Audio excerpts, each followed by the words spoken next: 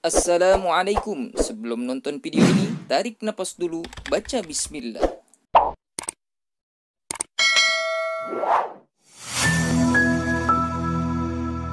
Berpuluh-puluh tahun dia dapat nikmat, 38 tahun, 45 tahun. Tapi apa pernah dia berpikir, dia bersyukur atas nikmat itu? Ketika sakit, dia baru merasakan, ya, gue banyak tertinggal. Nikmat Allah banyak, dulu gue sehat, gak pernah ngaji, gak pernah kumpul sama ulama, gak pernah kumpul sama jamaah, gue malas ngaji, sekarang gue pengen ngaji, gue gak berdaya. Maka tiap hari kita harus mengingat kematian. Jangan pernah lalai, satu hari saja kita tidak mengingat kematian, itu adalah satu kehinaan di hadapan Allah. Maka perbanyaklah ingat mati. Bismillahirrahmanirrahim. At-taqwa. Halaman 3. Pelajaran kita malam ini tentang at-taqwa. Judulnya adalah tentang takwa. Wa annahu, dan bahwasanya laisa amamahu, tidak ada di depannya itu. Tidak ada di masa depan kita itu yang kita pilih, yang kita hadapin cuma dua. Illal jannatu wa awin naru, kecuali cuma surga dan neraka. Di hadapan kita cuma dua jalan. Betul? Di hadapan kita cuma dua. Selain kita ingat mati, di hadapan kita cuma dua yang kita bakal menghadapi. Apa? Kalau nggak surga, neraka. Mau masuk mana? Surga atau neraka? Pasti jawabannya surga. Tapi surga tidaklah bisa seperti orang membalik tangan, langsung dalam surga. Enggak. Bagaimana caranya? Awamirillah. Semua laksanakan perintah Allah. Wajibnahu nawahi, jauhin semua larangan Allah. Tahalli, tajalli, harus ada sama kita. Baru itu orang bisa mencapai surganya Allah Subhanahu wa ta'ala. Ba'athahu, yang mendorong orang tersebut dari kayak demikian itu tidak amal salihah. Kalau orang itu ingat surga, kalau orang itu ingat neraka, maka dia akan mendorong orang itu melakukan perbuatan-perbuatan amal-amal soleh. Hasbal istita'ati, sekuat yang dia mampu. Yang kita mampu yang kita lakuin. Yang kalau kita nggak mampu nggak bisa kita lakukan. Betul? Betul? Wa minal a'mali sholihati, dan termasuk amal soleh apa? Musa'adatul muslimin, membantu orang-orang Islam, membantu orang-orang muslim. Kalau dia kesusahan kita bantu. Ada orang datang ke rumah kita minjem duit, kita bantu. Berapa yang dibutuhkan? 200.000, kasih. Insya Allah kita transfer malam ini 200.000. Itu membantu orang sedang kesulitan. Wan nadharu ilaihim, dan memperhatikan kepada mereka bi'ainil 'adli war rahmah. Kalau natap teman sahabat, handai tolan, teman seperjuangan dalam majelis taklim, tataplah mereka dengan apa? 'Adli war rahmah, kelembutan dan kasih sayang. Jangan natap dengan dendam. Itu perbuatan orang-orang yang zalim, bukan perbuatan orang-orang yang takwa. Natap manusia, natap teman, sahabat, orang yang lebih tua dari kita, orang yang lebih kecil dari kita, bi'ainil 'adli war rahmah. Tataplah pandangan mereka itu dengan pandangan yang lembut dan pandangan menunjukkan kasih sayang. Khususan idza sabaqa minhum ihsanul lain, khususnya apabila sabaqa, telah melakukan minhum, sabaqa telah berlalu minhum daripada mereka, ihsanul ilaihi, perbuatan baik kepada diri ini. Kalau ada orang itu sudah berbuat baik kepada kita, maka orang udah nolongin kita, maka wajib bagi kita membalasnya dengan pertolongan juga. Dengar nggak? Orang berbuat baik sama kita, balas sama perbuatan baik lagi. Jangan orang berbuat sama kita, kita balas dengan cacian makian. Nggak boleh. Ini namanya orang takwa.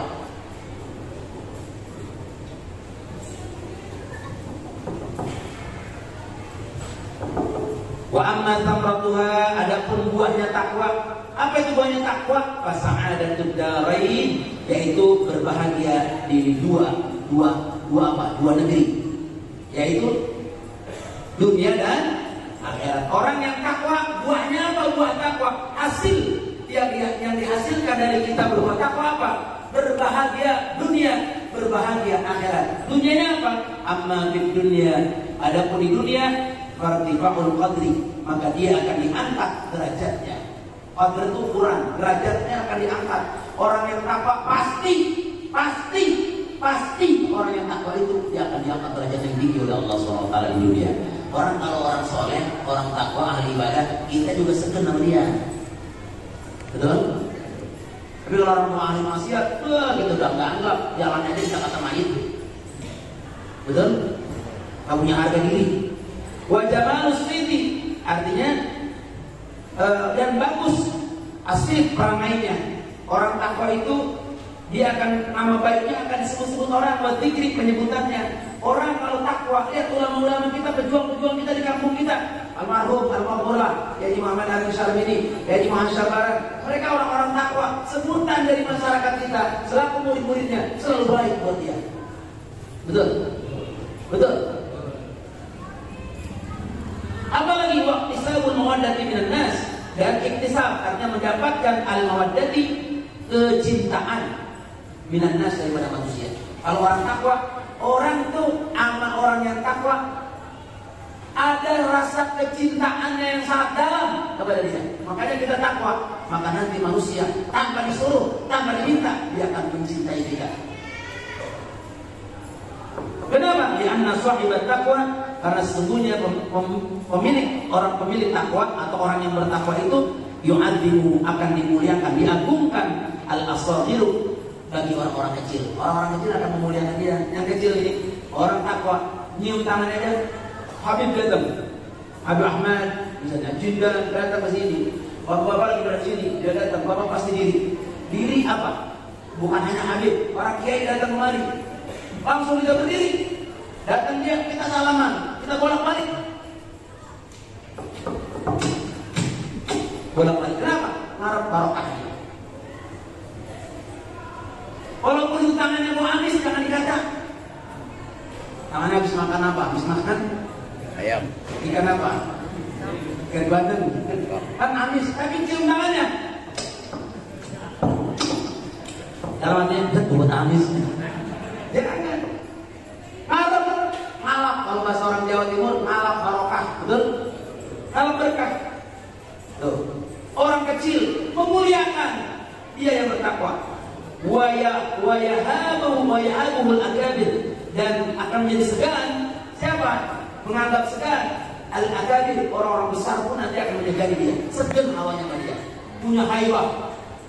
Ya, artinya punya haibah, punya pangkat, punya rasa haibah itu pengaruh yang besar bagi orang besar. Menganggapnya jangan macam-macam sama dia.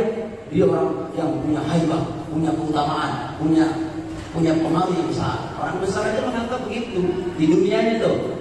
Wa yarau, dan melihat orang yang bertakwa itu kullu aqilin, setiap orang yang cerdas, setiap yang cerdas, annahul aula, bahwasanya orang yang bertakwa itu al aula, yang paling utama fil birri wal ihsan. Dia akan selalu mengerjakan kebaikan dan keburukan.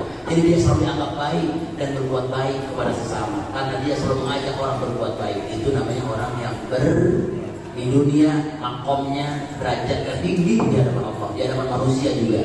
Sekarang bagaimana di akhirat? Wa amma fil akhirah, adapun di akhirat orang bertakwa apa? An-najatu minan nar. Najah artinya selamat dia.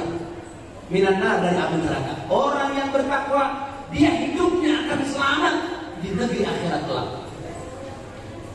Wal fawzu bi dukhulil jannah, dan dia beruntung bidukhulil jannah, nanti akan dimasukkan dalam surga oleh Allah Subhanahu wa taala. Orang yang bertakwa jangan khawatir. Nanti jangankan dia berjalan di hari kiamat, itu mayatnya baru aja digotong, malaikat ikut gotong mayatnya. Baru aja dimasukkan ke kubur, semua malaikat nanggapi mayatnya. Hakikatnya johirnya kita melihat itu cuma berdua yang nanggapi mayat, bertiga. Tapi hakikatnya yang berebut nanggapin mayatnya orang yang bertakwa, berebut tuh malaikat dalam kubur, di kuburan. Pada megang berebut, ahli langit semua turun ke bawah, berebut sama ahli takwa. Oh gitu. Mau cuma susah banget. Ini bubar dari sini, udah hilang semuanya udah lupa. Betul kan? Di tempat ini nih setannya nggak ada. Pas keluar dari pintu gerbang, mulai lagi dari wa kafal muttaqina syarafan, dan cukuplah al-muttaqina, orang-orang yang bertakwa itu syarafan, selalu mendapatkan kemuliaan. Orang bertakwa di hadapan Allah mulia, di hadapan manusia mulia. annallaha yaqulu bihim, bahwasanya Allah yaqulu berkata bihim pada orang-orang muttaqin. Apa kata Allah? Innallaha ma'al ladzina taqaw wal ladzina hum muhsinun. Sesungguhnya Allah ma'al ladzina taqaw, bersama orang-orang yang bertakwa, wal ladzina hum muhsinun, dan orang-orang yang berbuat baik. Jadi Allah selalu bersama orang yang bertakwa dan orang-orang yang berbuat baik. Kalau dalam kitab Nadratul Naim, di sini dinyatakan karya Saleh bin Abdullah bin Hamid. Bang Anas ini nama Anas Saleh. Ini Saleh bin Abdullah bin Hamid. Ya, dia adalah imam wa khatibul haram al-Makki. Jadi dia orang Mekah, dia jadi khatib di negeri di Makkahul Mukarramah. Dia mengarang sebuah kitab namanya Nadratul Naim. Ini kata dia begini. Kata dia bahwasanya min ma'ani kalimat taqwa bil Quran. Jadi artinya bahwa kalimat-kalimat takwa itu yang termasuk maknanya dalam Al-Quran ada 5. Warada lafdzu taqwa bil Quran al-Karim ala khamsati awjuhin. Jadi lafaz takwa itu dalam Al-Quran ada 5 wajah, ada 5 pengertian. Pertama, jadi takwa itu adalah wiqayah. Wiqayah itu memelihara diri dari hal-hal yang buruk. Menghiasi dengan takwa dan ma'rifat kepada Allah, takwa. Nah, sekarang bagaimana kalimat lafaz takwa dalam Al-Quran ada 5. Yang pertama, takwa bisa berarti al-khawfu wal khasyah. Takut wal khasyah. Khauf artinya takut, khasyah juga takut. Di mana dalam Al-Quran dikatakan kama fi qouli ta'ala, ya ayyuhan nasu taqu rabbakum inna zalzalatas sa'ati syai'un 'adzim. Hai orang-orang, hai manusia, ittaqu rabbakum, takutlah. Khauf artinya itu khauf, khasyah. Takutlah kamu kepada Tuhanmu. Inna zalzalatas sa'ati syai'un 'adzim. Sesungguhnya guncangan pada hari kiamat syai'un 'adzim, sesuatu yang sangat besar. Nanti nih, jangankan guncangan hari kiamat. Ini goncang hari kiamat itu seperti anak-anak berbarang tuh. Sekarang anak ini apuk ditiup sama kipas angin. Wah, ada yang begini macam-macam. Dunia nanti akan kayak gitu. Bagaimana nasib kita? Jangankan itu seperti anak-anak izazul silatil ardu zilzalah. Nanti kalau gempa diperkirakan, BMKG mengatakan bahwa Jakarta, Jawa Timur, Jawa Tengah, Jawa Barat, termasuk Jakarta akan ada gempa super maha dahsyat. Kapan itu terjadi? Wallahu a'lam. Berapa ketinggian nanti itu air laut? Air laut diperkirakan sekitar 52 meter. Menggulung semua Jawa Timur, Jawa Barat, Jawa Tengah, termasuk Jakarta. Kapan terjadi? Wallahu a'lam. Tapi perkiraan BMKG itu sudah mengatakan begitu. Hancurlah semua gedung-gedung yang bawah, hancur. Itu baru gempa. Berkekuatan berapa? Berkekuatan 11, skala Richter. Hancur sudah. Kita yang lagi enak-enak di mana? Anak kita di mana? Hancur semua sudah. Kalau sudah begitu, mau ngumpet di mana? Apa yang lantai 4 pada kemari? Berapa meter cuman? Paling 30 meter, 52 meter ketinggiannya. Itu gedung-gedung Jakarta semua yang hancur. Akan terjadi kata BMKG. Mudah-mudahan jangan, amin. Jangan sampai terjadi, ya Allah, nggak berdaya kita. Khauf, khasyah. Ya ayuhan nas, ittaqu rabbakum. Hai manusia, ittaqu rabbakum. Takut, jadi makna takwa di situ adalah khauf wal khasyah. Takutlah kamu kepada Tuhan. Takut, jangan berani melawan Tuhan. Jangan berani melawan Allah. Bahaya, kita bukan siapa-siapa. Yang kedua, 2 menit lagi. Yang kedua, makna takwa adalah ibadah. Apa itu ibadah? Kama fi qoulihi ta'ala, yunazzilul malaikata birruhi min amrihi 'ala man yasha'u min 'ibadihi an anziru annahu la ilaha illa ana fattaqun. Diturunkan malaikat dengan ruh dari perintah Allah, 'ala man yasha', atas orang-orang yang kehendaki min ibadihi, hamba-hambanya, an anziru, agar mereka memberikan peringatan, annahu la ilaha illa, tidak ada Tuhan illa kecuali ana, kata Allah, ana, kecuali saya. Fattaqun, maka kata-kata fattaqun di situ adalah beribadahlah kamu kepadaku. Jadi makna takwa bisa berarti ibadah, beribadahlah. Yang ketiga adalah tarkul maksiat. Takwa itu adalah tarkul maksiat, meninggalkan maksiat. Kama bi qoulihi ta'ala, wa'tul buyuta min abwabiha. Maka datanglah kamu, masuklah kamu al-buyuta ke pintu-pintu min abwabiha, dari pintu-pintu tadi. Masuklah kamu ke pintu-pintu tadi. Tapi ingat, wattaqullaha la'allakum tuflihun. Maka tinggalkan maksiat kepada Allah. Takut di situ artinya takut maksiat. Takutlah kamu, tinggalkan kemaksiatan kepada Allah. Jadi artinya takutlah artinya adalah tarkul maksiat. Tinggalkan maksiat untuk menuju Allah Subhanahu wa taala, la'allakum tuflihun, agar kamu memperoleh keberuntungan. Jadi ada tiga tadi, ada udah berapa? Udah tiga. Takwa bermakna khauf, khasyah, takut. Yang kedua bermakna ibadah, artinya ibadah. Yang ketiga artinya meninggalkan kemaksiatan. Yang keempat, takwa itu adalah tauhid. Apa? Kama fi qouli ta'ala, sebagaimana firman Allah Ta'ala, ulaika alladziina imtahana Allahu qulubahum lit taqwa. Ulaika, mereka itu adalah alladziina imtahana Allahu, yang Allah telah menguji qulubahum, kepada hati-hati mereka, lit taqwa. Lit taqwa itu bukan berarti artinya takwa, artinya apa? Takwa artinya lit tauhid, artinya dengan ketahuan Allah uji kita, ujian kita diuji apa? Tauhid kita diuji oleh Allah. Kuat, makin kuat imannya, makin kuat cobaannya. Jangan coba-coba mengaku, ya Rabb amanna, aku beriman kepadamu, tapi gak diuji, gak bisa. Kita baru ngomong begini doang, ya Allah saya beriman kepadamu. Saya contoh, ngomong begini doang, ya Allah saya beriman kepadamu, baru begini doang, kita udah gak ada ya. Bahwa saya dipanggil Allah. Apalagi anak saya dipanggil Allah. Siapa lagi? Mertua saya dipanggil Allah. Dalam setahun 4. Apalagi? Abang saya dipanggil Allah. Baru begitu doang amanah, nggak sanggup kita.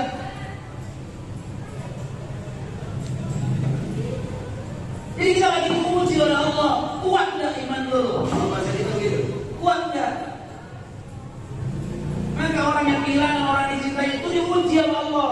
Ente mengatakan amanah, kami beriman, kami bertakwa, tapi diuji begitu nggak sanggup. Belum, makin tinggi imannya, makin diuji kekuatan imannya kepada Allah Subhanahu wa taala. Itu makna yang tepat takwa dan tauhid.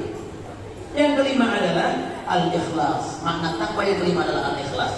Sebagaimana firman Allah Subhanahu wa taala, "Dzalika wa may yu'azzim sya'airallah." Yang demikian itu, wa may yu'azzim, siapa orang yang mengagungkan sya'airallah, syiar-syiar agama Allah. Siapa yang mengagungkan syiar-syiar agama Allah di muka bumi ini, fa innaha min taqwal qulub, maka sesungguhnya syiar-syiar kepada Allah itu adalah min taqwal qulub, termasuk keikhlasan hati kita. Jadi orang yang menyiarkan agama Allah sebenarnya hatinya sedang ikhlas. Hatinya ikhlas. Mudah-mudahan yang saya sampaikan ini jam 21:02, dari jam 20 lewat 15 menit, 45 menit, 47 menit kita sudah disampaikan tentang makna takwa. Ini sebenarnya masih banyak. Kalau disampaikan waktunya, makna takwa itu bab takwa ini di Nadratul Naim itu ada 10 halaman. Takwa doang. Ini baru segitu doang. Minggu depan, 2 minggu lagi kita masuk nanti kepada bab yaitu adabul muallim, adab seorang guru. Guru saya nih punya adab, nggak boleh main apa di sini nanti dibaca. Di sini akan dijelaskan. Kalau udah jadi guru, kudu hati-hati. Hati-hati jadi guru. Kita dicontoh murid. Bagaimana caranya? Nanti setelah adab guru, baru berikutnya adalah adab mu'allim, adab murid kepada guru. Ini bagus sekali di kitab ini, kecil tapi dibuat ceramah bagus. Ya. Wallahu a'lam. Ada yang mau tanya silakan. Ada yang mau tanya? Boleh? Boleh silakan.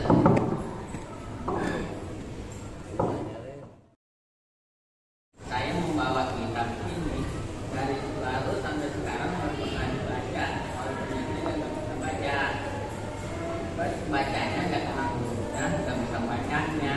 Ya itu. Ini saya kira-kira membawa kitab ini gurunya berdosa seperti nggak bacanya berdosa saya. Jadi nggak bawa.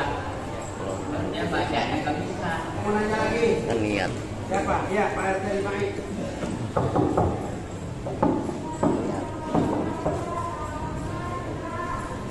Dari gunung. Assalamualaikum warahmatullahi wabarakatuh. Waalaikumsalam warahmatullahi taala wabarakatuh. Kita ini sebagai orang keluarga ya, dan wajib dan nafkah untuk keluarga. Bisa tanyakan wajib ini berdoain apa berdoa? Iya, sedangkan wajib ini berdoain apa berdoa? Enggak nyari nafkah. Ngasih nafkah. Ya. Nyari nafkah. Ya.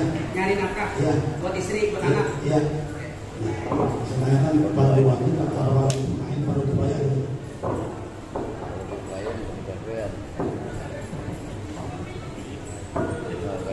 Lagi yang lain?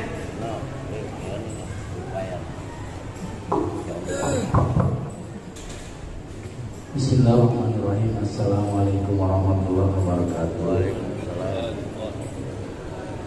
Kiai, saya mau tanya, kalau bicara takwa, ini kayaknya karena kita mudah banget kita menjawabnya. Pertanyaannya, esensinya yang paling mendasar sebetulnya takwa itu seperti apa? Gitu ya? Bisa apa ya? Pokoknya mendasar sekali lah gitu dalam kehidupan.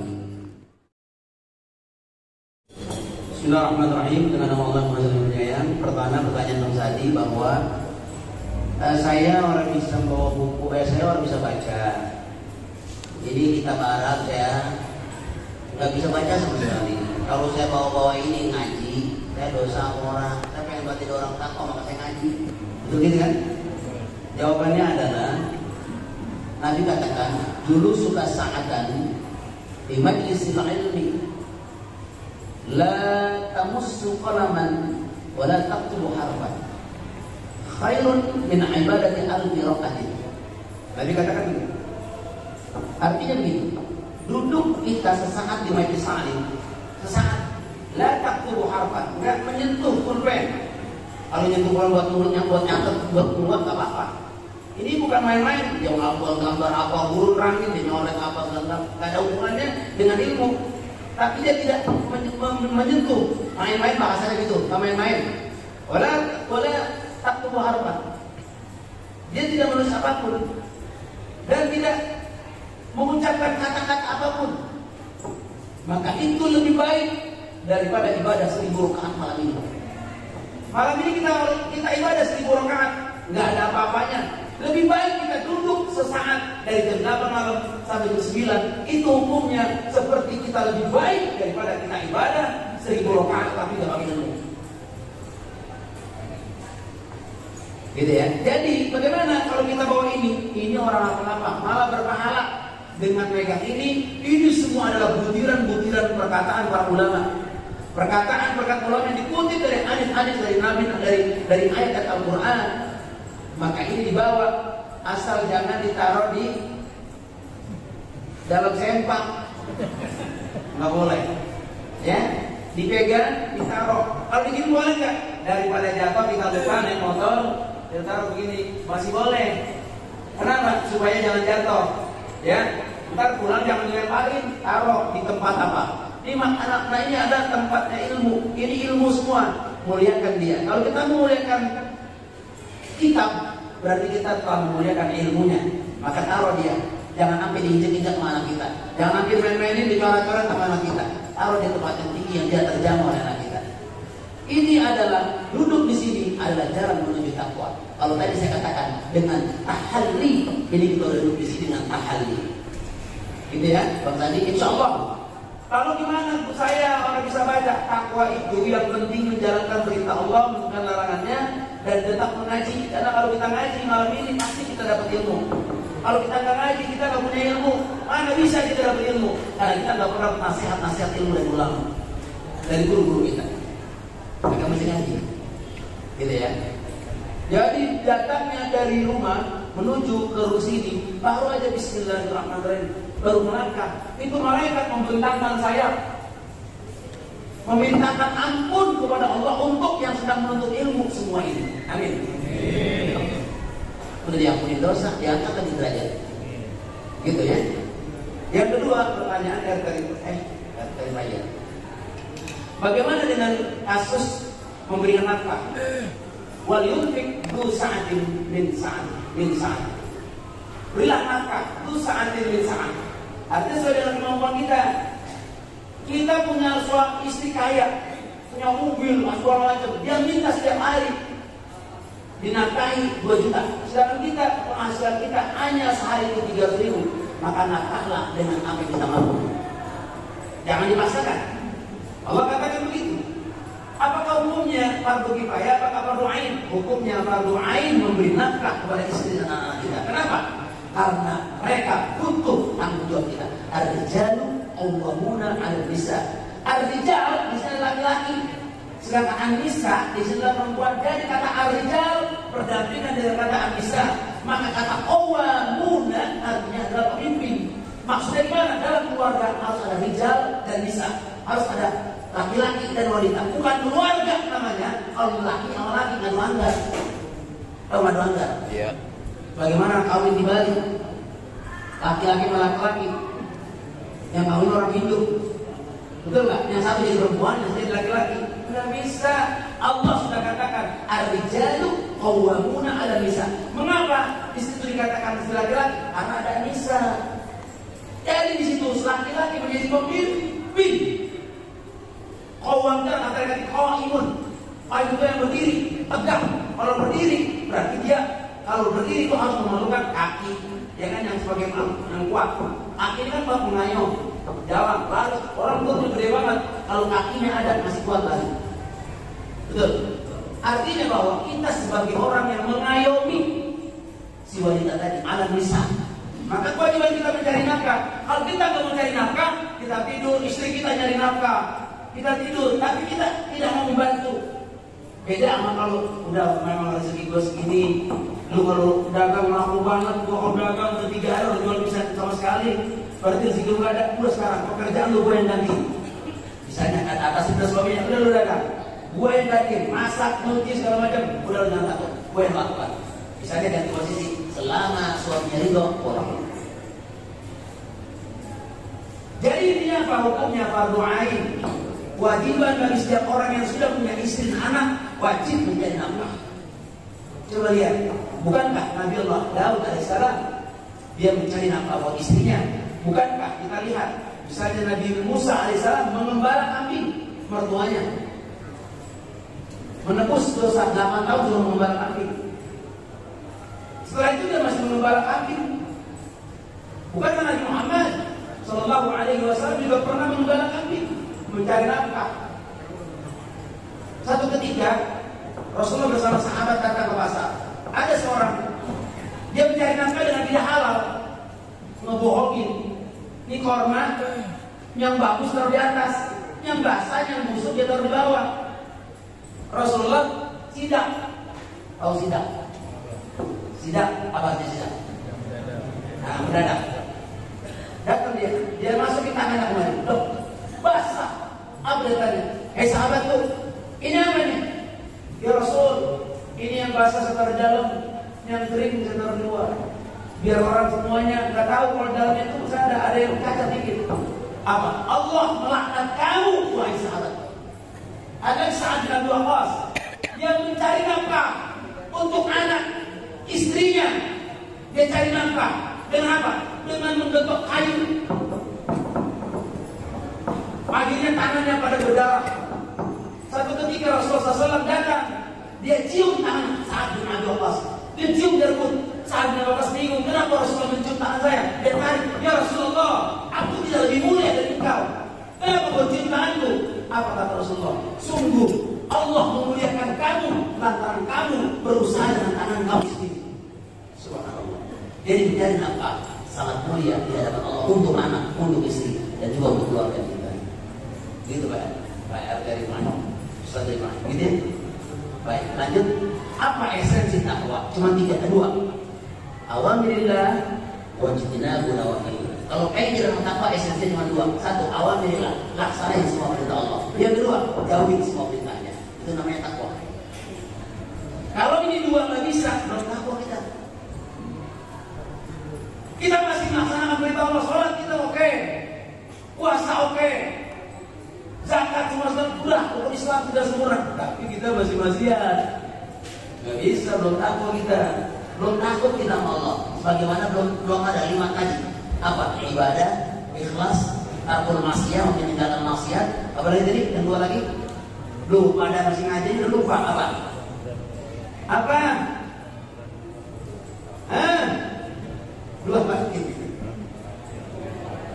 Apa? Jangan berani. Hah? Jangan berani kepada Allah. Apa? Jangan berani kepada Allah. Jangan berani. Jadi khauf, takut. Yang kedua apa? At-tauhid. At-tauhidah. Kalau ini 5, insya Allah itu tidak orang takwa. Itu Pak. Pertanyaannya pertanyaan sarjana ini. Pak dari sini pakai esensi. Esensi itu apa? Dasar. Dasarnya takwa itu cuma 2. Apa? Imtithalu amrillah, laksanain semua perintah Allah. Wajibinahu nawahi, jauhin semua larangan-larangannya. Itu 2 insya Allah. Kita selamat bidin dunia wal akhirah.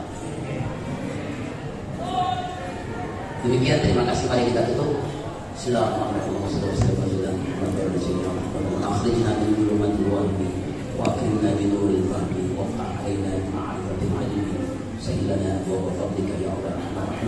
اللهم أرنا الحق حقا وارزقنا اتباعه وأرنا الباطل باطلا وارزقنا اجتنابه ربنا آتنا في الدنيا حسنة وفي الآخرة حسنة وقنا عذاب النار فضلك سبحان ربك رب العزة عما يصفون سلام على المرسلين والحمد لله رب العالمين.